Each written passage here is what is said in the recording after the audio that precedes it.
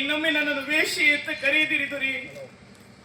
ಗಣಿಕೆಯರ ಮನೆಯಲ್ಲಿ ನಾನಿದ್ದೇನೆ ಎನ್ನುವ ಕಾರಣಕ್ಕಾಗಿ ನನ್ನನ್ನು ಅವರ ಸಾಲಿಗೆ ಸೇರಿಸುವುದು ಎಷ್ಟರ ಮಟ್ಟಿಗೆ ಸರಿ ಹೇಳಿ? ನಾನೇನು ಧನಪಾಲನ ಮಗಳಲ್ಲ, ಅಲ್ಲಿರುವ ಗಣಿಕೆಯರ ಮಗಳು ನಾನಲ್ಲ. ನಾನು ಅನಾಥೆಯಷ್ಟೇ. ಅನಾಥೆಯಾದಂತ ನನ್ನನ್ನು ಧನಪಾಲ ತಂದು ಸಾಕಿದ ದೊರೆ. ಕಾಗೆಗಳ ಹಿಂಡಿನಲ್ಲಿ ಕೋಗಿಲೆ ಇರುತ್ತದೆ, ಹಾಗಂತ ಕೋಗಿಲೆಯನ್ನು ಕಾಗೆ ಅಂತ ಗುರುತಿಸಬಾರದಲ್ಲ.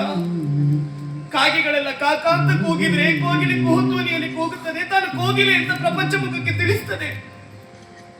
ಅಂತ ಪರಪುಟ್ಟದಂತೆ ಬೆಳೆದವಳು ದೊರೆ ನಾನು. ತುರುಚಿಗಳ ನಡುವಿನ ತುಳಸಿ.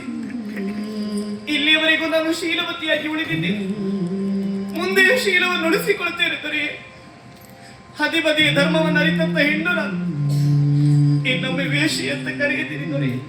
ನಿನ್ನ ಮಾತು ನಾನು ನಂಬಬೇಕಾ? ಅದು ಹೇಗೆ ನಂಬುವುದಕ್ಕೆ ಸಾಧ್ಯ? ನೀರಿನಲ್ಲಿ ಇರುವಂತ ಮೀನು ನೀರೇ ಕುಡಿಯುವುದಿಲ್ಲ ಅಂತ ಹೇಳ್ರಿ, ಅದನ್ನು ನಂಬಲಿಕ್ಕೆ ಆದೀತಾ?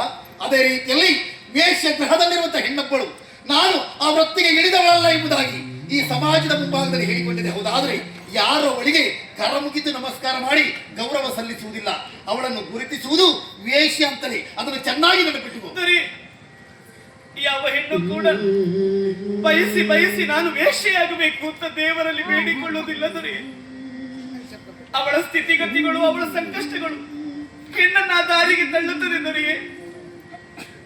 ಹೆಣ್ಣು ಊಟ ಮಾಡದೆ ಅದೆಷ್ಟೋ ದಿನ ಕಳೆದು ತನ್ನ ಹೊಟ್ಟೆಯ ಹಸಿವಿಗಾಗಿ ಕಾಮದ ಹಸಿವನ್ನು ಹೊಂದಿರುವಂತಹ ಪುರುಷನಿಗೆ ಹೆಣ್ಣು ಸೆರಗಾಸ್ತಾಳೆ. ಯಾಕಾಗಿ? ತನ್ನ ಹೊಟ್ಟೆಗಾಗಿ ದೊರೆ. ಮದುವೆಯಾಗಿರುತ್ತದೆ, ಗಂಡನಿರ್ತಾನೆ, ಹಾಲ ಹಸುಳೆ ಕಂದಮ್ಮ ಬೇರೆ.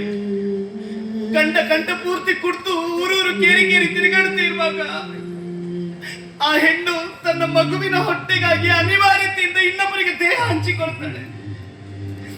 ಯಾಕಾಗಿ? ಮಗುವಿಗಾಗಿ ದೊರೆ, ತನ್ನ ಮಗುವಿಗಾಗಿ. ಕಾಮ ಹುಟ್ಟಿದಾಗ ಹೆಣ್ಣು ಗಂಡನ್ನು ಸೇರುವುದು, ಗಂಡು ಹೆಣ್ಣನ್ನು ಸೇರುವುದು. ಅದು ಸಹಜ ಧರ್ಮ, ಪ್ರಕೃತಿ ನಿಯಮ. ಕಾಮ ಹುಟ್ಟದೇ ಇರುವಂತ ಹೆಣ್ಣು ಕೂಡ ಇನ್ನೊಬ್ಬರಿಗೆ ಸೆರಗಾಸ್ತಾಳಂತಾದ್ರೆ ಅವಳ ನೋವೆಷ್ಟು, ಅವಳ ಸಂದಿಗ್ಧತೆ ಎಷ್ಟು, ಬದುಕಿನ ಅನಿವಾರ್ಯತೆ ಎಷ್ಟು ಅರ್ಥ ಮಾಡಿಕೊಳ್ಳಿ. ಯಾಕಾಗಿ? ತನ್ನ ಬದುಕಿಗಾಗಿ ದೊರೆ, ತನ್ನ ಬದುಕಿಗಾಗಿ.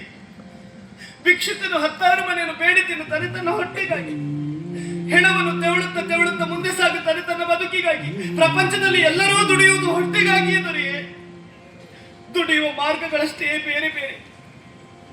ವೇಷಿಯ ಮನೆಯಲ್ಲಿರುವಂತಹ ಹೆಣ್ಣಿಗೂ ನೋವಿರುತ್ತದೆ, ಅವಮಾನಗಳಿರುತ್ತದೆ, ಅಪಮಾನಗಳಿರುತ್ತದೆ. ಆ ಹೆಣ್ಣನ್ನು ತಾತ್ಸಾರ ಮಾಡಬೇಡಿದರೆ ಕೈ ಮುಗಿಯುತ್ತೇನೆ.